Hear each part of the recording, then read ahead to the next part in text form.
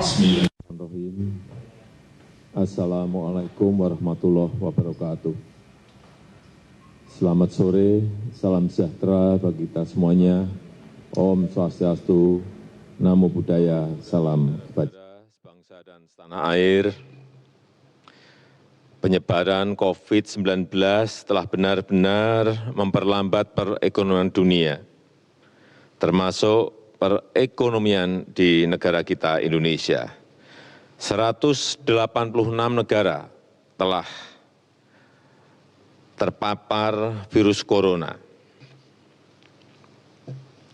Pemerintah terus bekerja keras untuk mengantisipasi hal ini, untuk mempertahankan daya beli masyarakat, untuk mengurangi risiko PHK, dan mempertahankan produktivitas ekonomi, produktivitas masyarakat di seluruh wilayah tanah air Indonesia. Pada kesempatan ini, saya hanya akan berfokus pada kebijakan bantuan-bantuan yang disediakan oleh pemerintah, langsung kepada masyarakat untuk mempertahankan daya beli masyarakat. Pertama, saya telah perintahkan kepada semua menteri, gubernur, bupati, dan wali kota agar memangkas rencana belanja yang tidak prioritas di APBN maupun di APBD. Anggaran perjalanan dinas, pertemuan-pertemuan yang tidak perlu, dan belanja-belanja lain yang tidak langsung dirasakan oleh masyarakat harus dipangkas. Kedua, kementerian dan lembaga di pusat, serta juga pemerintah daerah, provinsi, kabupaten, dan kota harus melakukan refocusing kegiatan dan melakukan realokasi anggaran untuk mempercepat penanganan COVID-19, baik yang terkait dengan isu-isu kesehatan maupun yang terkait dengan isu-isu ekonomi. Landasan hukumnya sudah jelas. Hari Jumat yang lalu, tanggal 20 Maret 2020, telah saya tanda tangani Inpres nomor 4 tahun 2020.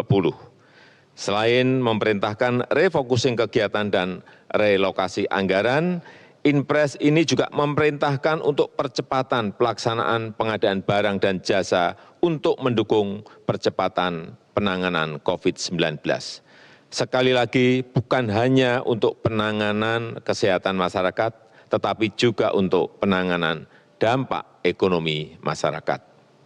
Yang ketiga, saya minta kepada kementerian dan lembaga dan juga pemerintah daerah, provinsi, kabupaten, dan kota, agar selain menangani isu kesehatan masyarakat, kita juga harus menjamin ketersediaan bahan pokok dan mempertahankan daya beli masyarakat, utamanya masyarakat lapisan bawah.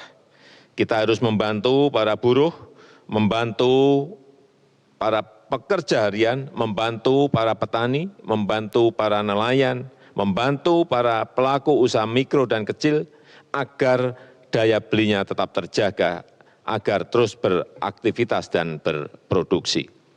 Keempat, saya telah perintahkan agar program padat karya tunai, sekali lagi program padat karya tunai harus diperbanyak, harus dilipat gandakan dengan tetap mengikuti protokol kesehatan untuk pencegahan dan penularan COVID-19, yaitu dalam bekerja harus menjaga jarak yang aman.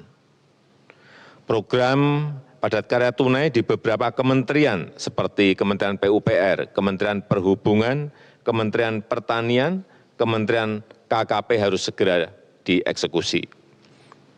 Dana desa dan program-program pemerintah daerah, provinsi, kabupaten, dan kota juga harus mengutamakan cara-cara padat karya. Ini akan membantu masyarakat, membantu para petani, para buruh tani, para nelayan di pedesaan di seluruh tanah air.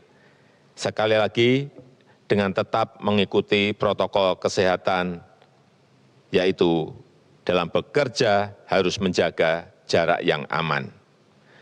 Kelima, kepada penerima kartu sembako, pemerintah memberikan tambahan sebesar 50.000 per keluarga penerima, sehingga menjadi 200.000 per keluarga penerima yang akan diberikan selama 6 bulan.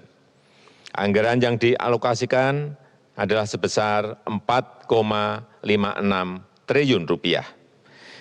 Yang keenam, kepada calon penerima kartu prakerja, pemerintah akan mempercepat implementasi kartu prakerja, sekaligus untuk mengantisipasi para pekerja yang terkena PHK, para pekerja harian yang kehilangan penghasilan, para pengusaha mikro yang kehilangan pasar dan omset, agar dapat meningkatkan kompetensi dan kualitas SDM-nya.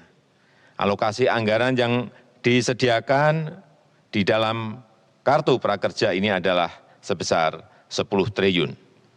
Sehingga nanti setiap peserta kartu prakerja akan diberikan honor insentif 1 juta per bulan selama 3 sampai 4 bulan. Yang ketujuh, untuk membantu daya beli pekerja di sektor industri pengolahan, pemerintah akan membayar PPh pasal 21 yang selama ini dibayar sendiri oleh para pekerja, dalam rangka memberikan tambahan penghasilan kepada pekerja di industri pengolahan. Alokasi anggaran yang disediakan sebesar 8,6 triliun rupiah. Kedelapan, kepada para pelaku UMKM, OJK, Otoritas Jasa Keuangan, akan memberikan relaksasi kredit UMKM untuk nilai kredit di bawah 10 miliar untuk tujuan usaha, baik itu kredit yang diberikan oleh perbankan maupun oleh industri keuangan non-bank. Asalkan digunakan untuk usaha, akan diberikan penurunan bunga dan penundaan cicilan sampai 1 tahun. Oleh karena itu, kepada tukang ojek, kepada supir taksi yang sedang kredit kendaraan bermotor dan kredit mobil, nelayan yang sedang kredit perahu tidak perlu khawatir, pembayaran bunga dan angsuran diberikan kelonggaran 1 tahun. Dan pihak perbankan maupun industri keuangan non-bank dilarang mengejar-ngejar angsuran, apalagi menggunakan jasa penagihan atau debt collector. Itu dilarang, dan saya minta kepolisian mencatat hal ini. Kesembilan, kepada masyarakat berpenghasilan rendah yang sedang melakukan kredit kepemilikan rumah bersubsidi, pemerintah juga memberikan 2 stimulus, yaitu pemerintah memberikan subsidi selisih bunga selama 10 tahun. Jika bunga di atas 5%, maka selisih besaran bunganya akan dibayar pemerintah. Pemerintah juga memberikan subsidi bantuan uang muka bagi yang akan mengambil kredit rumah bersubsidi. Anggaran yang disiapkan 1,5 triliun rupiah. Saya mengajak seluruh jajaran pemerintah, baik di pusat maupun di daerah, sampai ke level kelurahan dan desa, untuk selalu tanggap terhadap situasi kesehatan dan kondisi ekonomi masyarakat. Kita harus kerja keras, kita harus bersatu dan bergotong royong menghadapi tantangan ini. Terakhir, saya juga mengapresiasi gerakan masyarakat yang telah turut mensosialisasikan, memasyarakatkan physical distancing atau jaga jarak aman, yang terus mengingatkan kita semuanya untuk berdisiplin. Karena hanya dengan kedisiplinan yang kuat, kita dapat mencegah penyebaran COVID-19. Percayalah, kita bangsa besar, kita bangsa petarung, bangsa berjuang. Insya Allah kita bisa, insya Allah kita mampu dalam menghadapi tantangan global yang berat sekarang ini. Terima kasih, saya tutup. Wassalamualaikum warahmatullahi wabarakatuh.